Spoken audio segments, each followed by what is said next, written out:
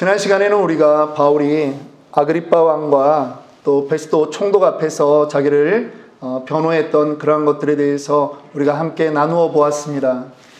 그런데 이제 바울이 황제에게 상소했기 때문에 그 자체로서 무죄인 것을 총독이나 왕도 다 알지만 그래도 로마인이 상소했으면 황제 앞에 반드시 가야 하기 때문에 이제 바울을 태운 그 배가 로마를 향해서 가게 됩니다. 이 배에는 수많은 사람들이 타고 있습니다. 배를 조종하고 운항하는 선장과 선장의 또 그 부하들이 있을 뿐만 아니라 선주가 같이 있고요.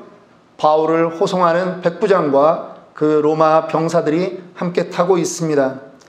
바울의 친구인 오늘 이 사도행전을 기록한 의사 누가가 함께하고 있고 또 같은 신앙인 마게도냐 갈라디아의 사람 아리스다고가 함께 동행하고 있습니다. 그 외에도 몇 명의 죄수가 같이 있다라고 성경은 기록하고 있습니다. 그런데 이뿐이 아닙니다. 이 무역선을 타고 가는 그 고대 시대에 지금 이 지중해를 거슬러 올라가 이탈리아까지 가는 이 배에는 많은 무역하는 사람들이 있었을 것이고요. 또 돈 많은 여행가들도 있었을 것입니다. 타이타닉이라고 하는 그 배를 탔던 장면들을 여러분들이 생각하시면 하나만 빼고 다 아마 똑같은 것 같습니다. 뭐냐 하면 타이타닉은 굴뚝이 있어서 석탄을 떼는 동력선이지만 지금 이 바울이 탄 배는 2000년 전에 어떠한 동력도 없는 그런 바람만 의지해서 가는 그러한 배라고 하는 것입니다. 그 배에 탄 모든 사람의 숫자가 276명인 것입니다. 여러분 2000년 전에 동력이 없는 그러한 배를 타고 바람에만 의지해서 간다라고 하는 것은 일정을 잡을 수 없는 그러한 항해가 아니겠습니까? 국제선이라고 하는 배가 어디 모든 항구에 다 있겠습니까? 그래서 그 국제선 알렉산드리아에서 출발하는 그 배를 타기까지 이미 3번을 배들을 갈아타고 떠납니다. 그리고 그 배가 이제 니도를 지나 살모네와 그레데 연안을 지나서 라세아시의 미항이라 하는 곳에 잠시 머물렀다가 이제 로마로 출발하게 되는 것입니다. 그런데 사도행전 우리 27장 9절을 보니까 바울이 그 항해를 말리는 것입니다. 여러 날이 걸려 금식하는 절기가 약 그 당시에 달력으로 보면 9월달이 지나가는 것이죠. 그러면 이제 겨울이 오는 것입니다. 이제 항해하기 위태한 때가 되었다라고 하는 것입니다. 그래서 바울이 그들에게 말합니다. 이번 항해가 화물과 배만이 아니라 우리의 생명에도 타격과 많은 손해를 끼치겠다라고 하는 것이죠. 그렇게 이야기합니다. 바울은 어떻게 알았을까요? 어떤 기록을 보니까 바울이 지금 전도여행 1, 2, 3차의 전도여행을 하면서 이 지역들을 무려 13번이나 배를 타고 옮긴 그런 기록이 있습니다. 그런데 여기서 11절입니다. 백부장이 선장과 선주의 말을 바울의 말보다 더 믿더라. 지금 로마 백부장이 이 배에 가장 큰 권한이 있는 사람입니다. 그런데 그가 지금 만류하는 바울의 말을 듣지 않고 선장과 선주의 말을 더 듣는 것입니다. 특별히 저는 이 선주라고 하는 단어를 이 누가가 여기에 썼다라고 하는 것이 참 재미있는 표현입니다. 선장은 분명히 전문가입니다. 전문가는 이때는 별로 상황이 안 좋으니까 지금 겨울철에는 움직이지 않는 게 좋겠다라고 판단을 내릴 수 있겠지요. 그런데 선장도 결국은 선주에게 고용된 사람입니다. 배 주인은 배가 하루라도 항구에서 놀고 있으면 안 되겠죠. 배 주인의 입장에서는 배가 사람들을 많이 싣고 하루라도 더 많이 항해를 하는 것이 자기에게 금전적인 이익을 주는 것입니다. 이것이 세상의 논리 아니겠습니까?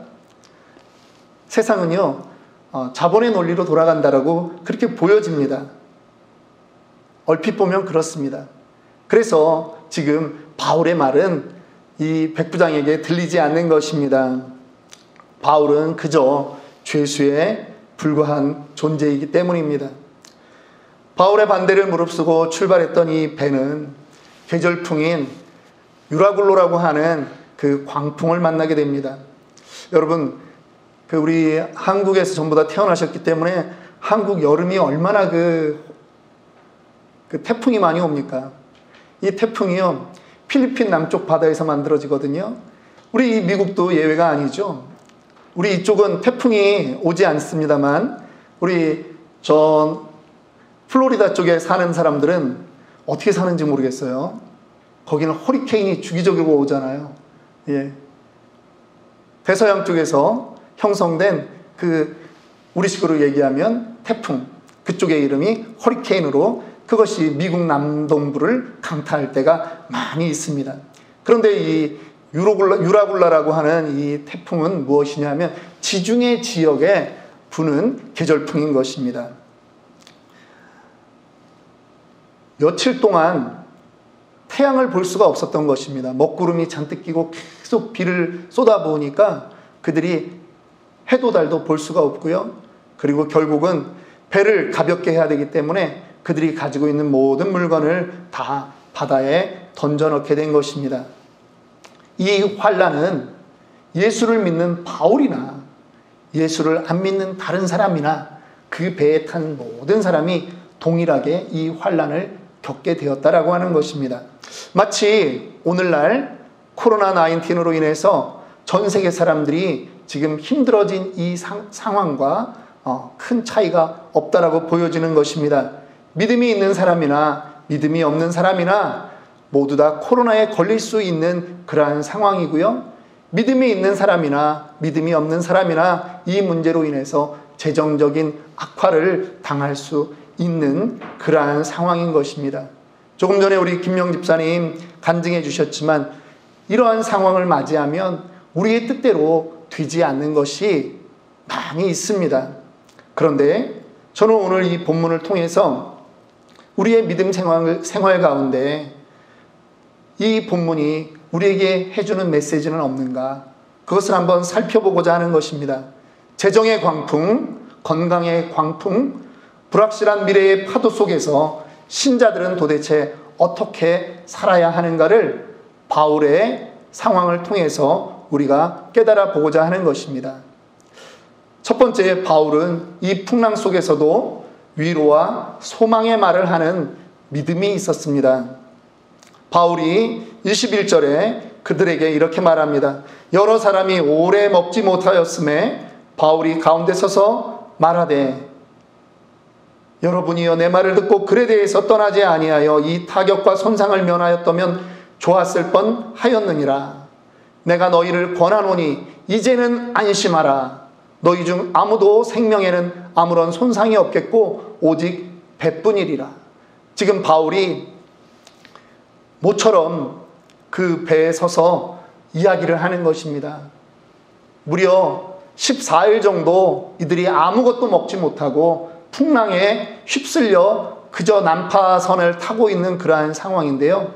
지금 바울이 그들에게 말하는 것입니다. 이제는 안심하라.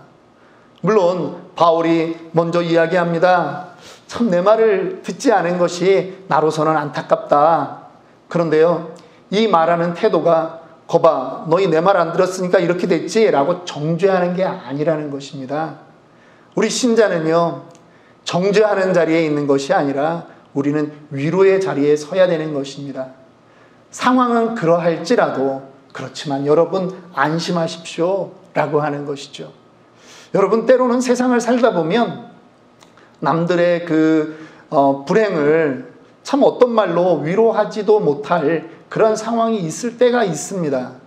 그런데 그럴 때라 할지라도 우리 신자의 태도는 말로 위로하기보다는 사실은 가만히 그들과 함께 같이 옆에 있어주는 것만으로 해도 큰 위로가 되리라고 믿습니다.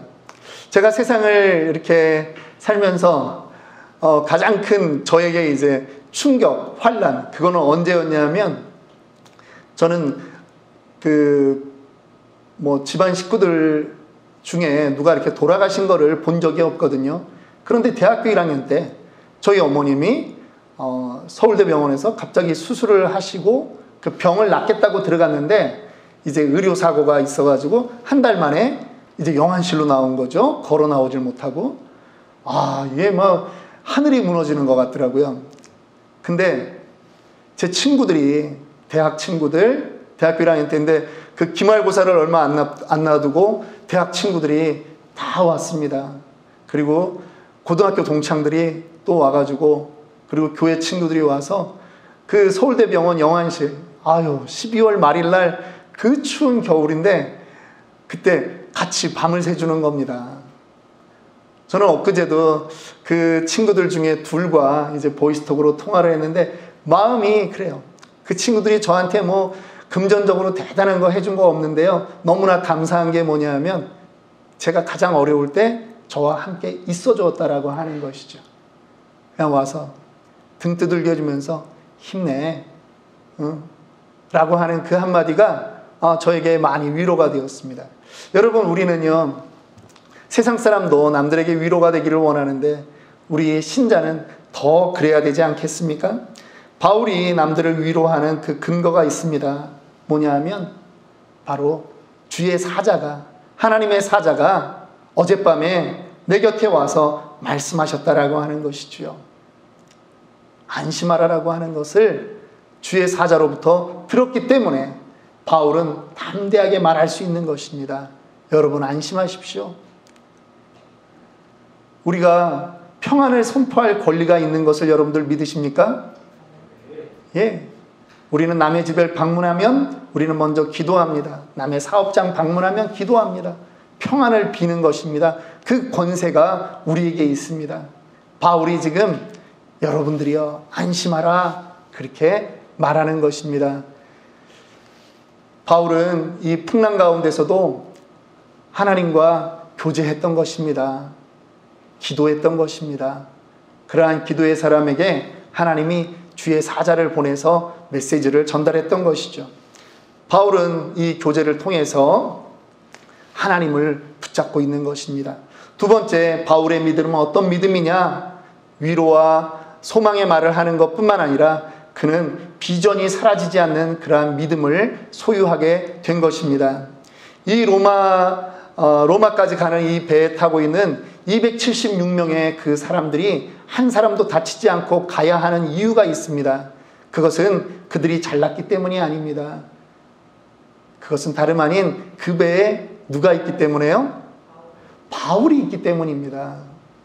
이 땅을 살아가면서 우리도 풍랑 가운데 있는 존재가 아니겠습니까? 그런데 우리의 주변 사람들이 누구 때문에 복을 받는 줄 아십니까? 우리 때문에 복을 받는 것입니다. 당당해지십시오. 어깨를 펴십시오. 하나님 앞에서 우리는 하나님이 불꽃 같은 눈동자로 지켜보셔야 되는 그러한 소중한 존재라고 하는 것입니다. 그저 두고 보기에도 아까운 그런 존재인 줄 믿으시기 바랍니다. 제가 어렸을 때 그 초등학교 때나 중학교 때 이 수학여행을 갔다 오거나 소풍을 다녀오면요, 며칠 뒤에 단체 사진 찍은 거를 다 이렇게 나눠줍니다. 그래가지고 그 돈을 내고 받아가지고 오면 저희 어머님이 하는 말이 있어요. 아버지도 너 어딨냐? 너 몇째 줄에 앉아있냐? 50몇 명 있는데 저희 부모님의 그 눈은 지금 다른 애들은 관심이 없는 거예요. 누가 자식이 어디 있느냐를 보는 거죠. 어떤 사진이 잘 나온 사진이에요? 내 자식이 잘 나온 사진이 잘 나온 거죠. 내 자식이 그 순간에 카메라 프레시 불빛 때문에 눈을 깜빡 감았다. 혹은 얘가 옆에서 누가 건드리기 때문에 딴 데 보고 있어서 얼굴이 절반만 나왔다. 그러면 그 사진은 옆집 김집사 아들이 아무리 잘 나왔어도요, 죄송하지만 그 사진은 못 나온 사진이에요. 하나님의 모든 관심은 지금 우리 신자들에게 있음을 믿으시기 바랍니다. 하나님이 지금 바울에게 그 배 276명 가운데 그 바울에게 포커싱하고 있는 것을 믿으셔야 합니다. 현실이 우리는 녹록치 않죠. 살아간다라고 하는 게 쉽지 않습니다. 그러다 보니까 우리도 세상의 논리로 그렇게 넘어갑니다. 일주일을 다 일하면 돈을 더 많이 받게 되는 게 세상의 논리 아니겠습니까? 그런데 하나님 중심은 아닌 것입니다. 우리가 회복해야 되는 것은 무엇이냐 하면 풍랑 가운데 내가 있지 않다라고 하는 그런 마인드 컨트롤이 아니에요. 내가 비록 이 풍랑 가운데 있지만 나를 지키시는 분은 이 선장이 아니라 하나님이라고 하는 그 마음을 가져야 된다라고 하는 것입니다. 내 경제 생활은 나의 노력에 근거한다라고 하는 것이 아니라 하나님이 나를 이끌어 가신다라고 하는 그 개념이 나에게 필요하다라고 하는 것입니다. 하나님이 주신 비전이 있는 사람은 결코 죽을 수 없는 것입니다. 영국의 아프리카 선교사 리빙스턴은 이렇게 말했습니다. 사명이 있는 자는 그것을 실현할 때까지 결코 죽지 않는다라고 말입니다. 왜 그렇습니까? 하나님께서 주신 사명은 하나님께서 책임져야 되기 때문입니다. 그렇기 때문에 사명자는 그 사명을 이루기 전까지 죽지 않는 것입니다. 어깨를 피십시오. 당당하십시오. 코로나 가운데서도 여러분 웃으십시오. 그들과 우리의 구별점이 바로 여기에 있다라고 하는 것을 인식하셔야 합니다. 세 번째, 바울이 이 가장 중요한 믿음을 가질 수 있었던 것, 그것은 어떠한 믿음을 소유했느냐? 하나님은 말씀대로 행하신다라고 하는 그 믿음을 바울은 가졌던 것입니다. 25절에 그러므로 여러분이여 안심하라. 나는 내게 말씀하신 그대로 되리라고 하나님을 믿노라. 하나님은요, 말씀하신 그대로 행하시는 분이고요. 하나님의 말씀 그 자체가 하나님 자신이며 하나님의 능력인 것입니다. 요한복음 1장 1절은 이렇게 기록하고 있지 않습니까? 태초에 말씀이 계시니라. 이 말씀이 하나님과 함께 계셨으니 이 말씀은 곧 하나님이시니라. 하나님 자신이 말씀이라고 하는 거예요. 그런데 이 말씀 자체에 능력이 있고 생명력이 있음을 믿으시기 바랍니다. 히브리서 4장 12절은 이렇게 말합니다. 하나님의 말씀은 살아있고 활력이 있어 좌우의 날선 어떤 검보다 예리하여 혼과 영과 및 관절과 골수를 찔러 쪼개기까지 하며 또 마음의 생각과 뜻을 판단하나니. 하나님의 말씀이 살아있습니다. 그런데 더 중요한 것은 하나님의 이 말씀은 변함없이 이루어진다라고 하는 것입니다. 민수기 23장 19절은 이렇게 기록하고 있습니다. 우리 함께 읽겠습니다. 하나님은 사람이 아니시니 거짓말을 하지 않으시고 인생이 아니시니 후회가 없으시도다. 어찌 그 말씀하신 바를 행하지 않으시며 하신 말씀을 실행하지 않으시랴. 믿으십니까? 말씀대로 행하실 그 하나님을 여러분 놓치지 마십시오. 믿으시기 바랍니다. 그런데 저는 오늘 이 본문 가운데, 우리가 읽었던 본문 가운데 하나님의 사자가 바울에게 와서 했던 그 첫 마디를 저는 다시 한번 생각해 보려고 하는 것입니다. 주의 사자가 와서 바울에게 뭐라고 얘기했냐면요, 두려워 말라, 이렇게 말하는 것입니다. 너무 평범한 말이죠. 유라굴로의 그 광풍 속에 주의 사자가 바울에게 두려워 말라 하는 말이 우리에게는 그저 인사말처럼 들리지 않습니까? 그런데 아니라는 것입니다. 여러분, 성경에 중요한 역사가 일어나기 전에 하나님이 사용하는 모든 사람들에게 하나님이 하셨던 말씀이 있습니다. 두려워 말라. 아브라함에게 하나님이 말씀하셨습니다. 두려워 말라. 내가 너의 자손을 저 하늘의 별과 같이, 저 바다의 모래와 같이 많게 해주겠다라고 하는 것입니다. 야곱이 그 형 에서의 눈을 피해서 하란으로 도망가다가 길거리에서 잡니다. 그런데 밤에 하나님의 사자가 말합니다. 두려워하지 말라. 모세가 죽었습니다. 여호수아 1장에 가면 여호수아가 너무나 두려운 거예요. 그랬더니 하나님이 뭐라고 말합니까? 두려워하지 말라라고 말합니다. 여러분, 두려움이라고 하는 것은요, 사탄이 우리를 공격하는 가장 강력한 무기인 것입니다. 두려움에 붙잡히면 기도도 나오지 않을 때가 있습니다. 여러분들은 엘리야를 아십니까? 구약에서 가장 많은 이적을 행했던 그 선지자 엘리야가 갈멜산에 올라가서 이제 바알과 아세라의 그 850명의 제사장들과 겨루지요. 그리고 하나님께서 그 제물에 불을 내려주심으로 인해서 하나님이 참 신이라고 하는 것을 보여주고 그 850명을 전부 다 죽이게 됩니다. 그런데 그 소식을 들었던 아합 왕의 왕비 이사벨이 뭐라고 얘기합니까? 열왕기상 19장 2절에 보니까 이세벨이 사자를 엘리야에게 보내어 이르되 내가 내일 이맘때에는 정녕 내 생명으로 저 사람들 중 한 사람의 생명 같게 하리니 아니하면 신들이 내게 벌 위에 벌을 내림이 마땅하니라. 이렇게 이세벨이 선포하는 것입니다. 어떤 액션이 나오지 않았어요. 그런데 놀라운 것은 그 말만 듣고도 그 대단했던 엘리야 선지자가 두려움에 사로잡혔다라고 하는 것이죠. 그랬더니 엘리야 선지자가 어떻게 합니까? 두려움아 물러가라 이렇게 한 게 아니라 그 두려움에 사로잡혀서 꼬랑지를 빼고 주랭랑을 치는 것입니다.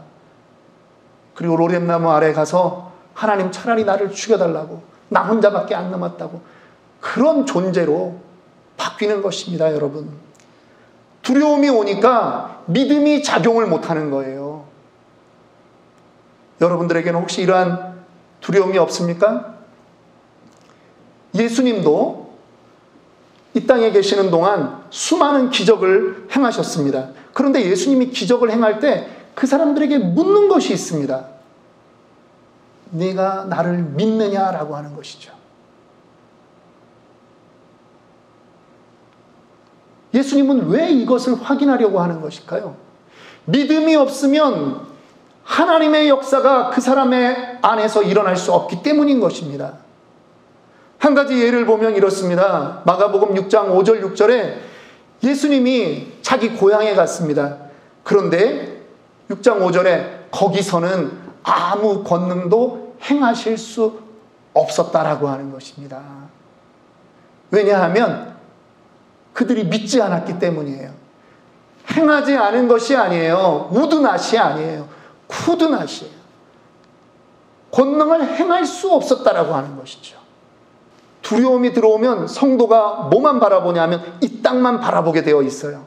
눈앞의 것만 바라보게 되어 있어요. 더 큰 것을 바라보지 못하게 만드는 것이 바로 두려움인 것입니다. 지금 바울이 풍랑 속에서 두려워했다라고 하는 거예요. 14일을 아무것도 못 먹고 배가 부서진 그 상태로 있으니 바울이 두려웠겠죠. 그러니까 주의 사자가 나타나서 말하는 것입니다. 두려워하지 말라. 이 풍랑은 잠깐이다라고 하는 것이죠. 이 풍랑 뒤에 이 땅을 주관하시는 하나님의 능력을 믿으라라고 하는 것입니다. 바울이 뭐라고 기록합니까? 고린도후서 4장 18절. 함께 읽습니다. 우리가 주목하는 것은 보이는 것이 아니요 보이지 않는 것이니 보이는 것은 잠깐이요 보이지 않는 것은 영원함이라. 우리가 주목해야 되는 것이 있는데 그것은 보이는 것이 아니라 보이지 않는 것을 주목해야 된다라고 하는 것입니다. 신자는. 왜냐하면 보이는 것은 잠깐이기 때문이에요. 보이지 않는 것이 영원하기 때문에 우리는 하나님의 것, 영원한 것을 우리는 소유해야 되기 때문에 우리는 보이는 현상에 우리의 마음을 다 빼앗기면 안 된다라고 하는 것입니다. 여러분, 하나님으로 여러분들이 가득 차기를 원합니다. 혹시 여러분들 가운데 사업이 실패할지 모른다라고 하는 두려움, 나의 건강이 나빠질지 모른다라고 하는 두려움, 일이 계획대로 되지 않을 수 있다라고 하는 그런 두려움, 혹은 다가올 미래에 대한 그저 이유 없는 막연한 두려움이 있지 않습니까? 의사의 말이 하나님 말보다 더 강하게 여러분들을 붙잡고 있지는 않습니까? 여러분, 그 두려움에서 벗어나기를 원합니다. 하나님이 더 강력하신 분임을 믿으시기 바랍니다. 이 땅에 보여지는 것에 우리의 마음을 빼앗기지 마시고 더 강력한 하나님을 의지하면 됩니다. 두려움이 찾아왔을 때 어떻게 해야 됩니까? 마음의 평강이 찾아올 때까지 기도하시는 것입니다. 생각의 영역에서 이 두려움을 몰아내셔야 됩니다. 바울은요, 그날 그 주의 사자가 자기 옆에서 이야기한 그 말을 믿고 같은 풍랑 안에 있었지만 바울은 어떠했을까요? 몸은 좌우로 흔들리지만 그는 담대했을 것입니다. 확신이 있는 것입니다. 그래서 사람들에게 말하는 것입니다. 안심하라, 안심하라. 우리의 생명은 문제가 없다. 여러분, 강한 기도의 용사가 결국 강한 믿음의 사람이 되는 유일한 방법인 것입니다. 찬송가 예수로 나의 구주 삼고 성령과 피로써 거듭나니 이 세상에서 내 영혼이 하늘의 영광 누리도다. 제가 참 좋아하는 찬송인데요. 3절은 이렇게 나오고 있습니다. 주 안에 기쁨 누림으로 마음의 풍랑이 잔잔하니. 내 마음에 그동안 풍랑이 없었다라고 하는 것이 아닙니다. 풍랑이 있는데 주님의 그 기쁨 때문에 풍랑이 잔잔해지고 나니까 내 눈은 세상을 보는 것이 아닙니다. 나의 조건을 보는 것이 아니라 내 눈에 뭐만 보인다? 구속한 주님만 보인다라고 하는 고백이 나오는 것입니다. 이 땅의 풍랑은 잠깐입니다. 이 땅의 모든 현상은 그림자인 것입니다. 그 본체인 하나님을 여러분 붙잡으시기 바랍니다. 그러한 믿음이 생길 때 세상과 나는 간 곳 없고 주님만 우리를 통해서 영광 나타낼 줄을 믿는 것입니다. 그러한 은혜의 경험이 저와 여러분들에게 함께하기를 주님의 이름으로 축원합니다.